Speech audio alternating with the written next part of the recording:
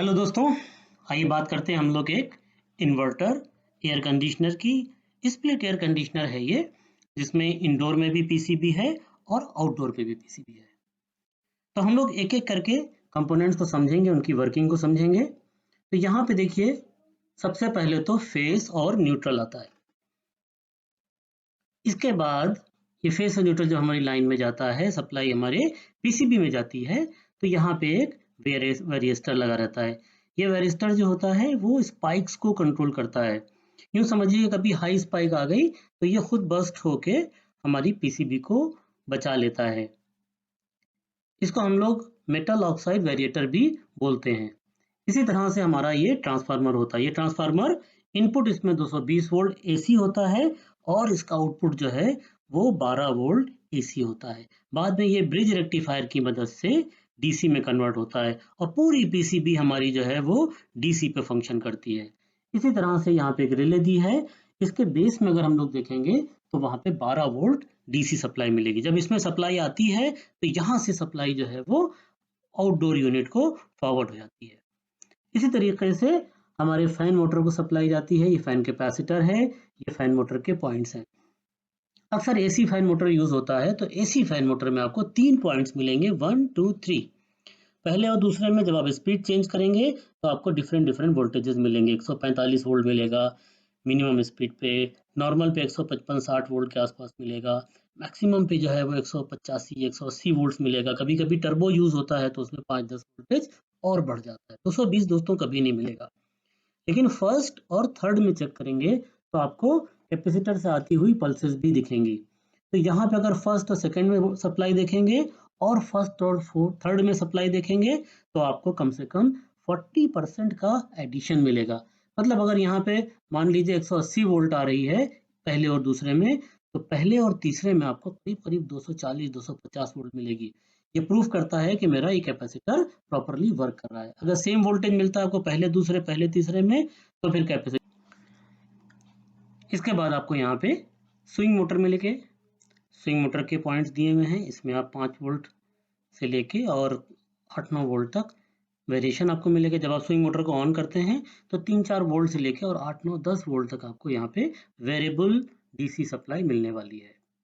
तो यहाँ से आप लोग चेक कर सकते हैं, स्विंग मोटर को चेक कर सकते हैं। इसी तरह से ये बजर है, 12 वोल्ट सप्लाई बजर पे आएगी, 12 वोल्ट डीसी। यहाँ पे सेंसर्स दिखेंगे। सेंसर्स पे वही ट्यूब सेंसर होगा, रूम सेंसर होगा। 5 वोल्ट डीसी आएगी और सेंसर्स को अगर हम लोग देखेंगे तो 5 किलो वोल्ट इसमें रेजिस्टेंस होगा।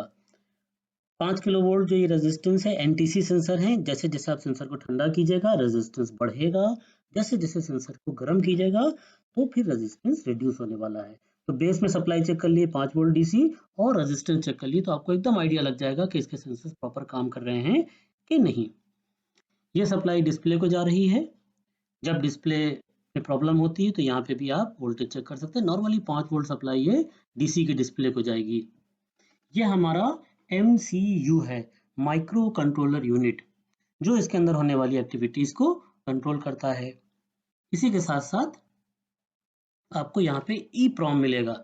ये EPROM basically electrically erasable programmable read only memory है। इसके अंदर हम लोग जो प्रोग्राम फिल कर देते हैं उन्हीं प्रोग्राम के ऊपर ये मशीन हमारी कंटिन्यू चलती रहती है। तो वो हम लोगों ने देखा था इंडोर की पीसीबी। आइए एक नज़र आउटडोर की पीसीबी को भी हम लोग अंडरस्टैंड करते हैं कि कैसे काम करती है ये। यहाँ पे आपको फैन मोटर की सप्लाई मिलेगी। अगर एसी फैन मोटर है तो आपको 3 पॉइंट्स मिलेंगे, अगर डीसी फैन मोटर है तो 5 या 6 पॉइंट्स यहाँ पे आपको मिल सकते हैं। उसी के साथ साथ आपको ये फैन कैपेसिटर मिलेगा।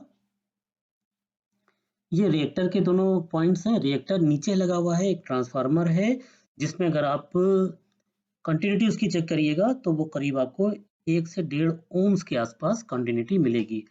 जहाँ पे आप लोग बीप सुनते हैं अपने मीटर में, वहां पे करके इसकी कंटिन्यूटी को चेक करेंगे तो 1-1.5 ओम आपको कंटिन्यूटी मिलेगी। ये आने वाली इलेक्ट्रिक सप्लाई को स्मूथ करता है और उसके अंदर के वेरिएशन को कंट्रोल करता है। ये सप्लाई हमारी कंप्रेसर को जारी। सबको पता है कि इन्वर्टर कंप्रेसर हमारा वेरिएबल स्पीड कंप्रेसर होता है। इसमें स्पीड्स लगातार वेरिएबल करती रहती है, वेरी करती रहती है। हो सकता है 400-500 आरपीएम पे चल रहा हो सकता है 1500-1800 आरपीएम पे चल रहा हो सकता है 5000 आरपीएम पे चल रहा हो, क्योंकि रिक्वायरमेंट के हिसाब से इस पीसीबी से जब सप्लाई जाती है तो हमारे कंप्रेसर की स्पीड कंट्रोल होती है। ये हमारी डायोड मॉड्यूल है और इसके साथ साथ में ये इन्वर्टर पावर मॉड्यूल है, कुछ लोग इसको इंटेलिजेंट पावर मॉड्यूल भी बोलते हैं। फिर ये हमारा एक ऊपर ट्रांसफार्मर है, इसमें भी इनपुट जो है वो एसी है, आउटपुट भी इसका एसी है, ये कन्वर्ट कर देता है हाई को लो वोल्टेज में। उसके बाद फिर सारी वर्किंग जो है वो इसके डीसी वोल्टेज पर होती है, जो कि एक ब्रिज रेक्टिफायर की मदद से कन्वर्ट हो जाता है। ये हमारा एमसीयू है, माइक्रो कंट्रोलर यूनिट है यहाँ पे। इसी तरह से ये ऑक्सीलेटर है जो रेजोनेंस पैदा करता है, यहाँ पे भी ई प्रॉम दिया हुआ है आउटडोर में भी, और इसी के साथ साथ में वायरिस्टर दिया है। ये वायरिस्टर भी हमारा कंट्रोल करता है इलेक्ट्रिक सप्लाई के मूवमेंट्स को। सेंसर्स दिए होते हैं आउटडोर में भी, 3 सेंसर दोस्तों आपको आउटडोर में मिलेंगे, जो कि डिस्चार्ज की सेंसिंग कर रहे होंगे, जो कि कंडेंसर की सेंसिंग कर रहे होंगे, एटमॉस्फेयर की सेंसिंग कर रहे होंगे, किसी किसी कंप्रेसर पे भी सेंसिंग के लिए हमारा सेंसर लगा रहता है। तो इस तरह से हम इंडोर और आउटडोर दोनों को प्रॉपर्ली चेक कर सकते हैं।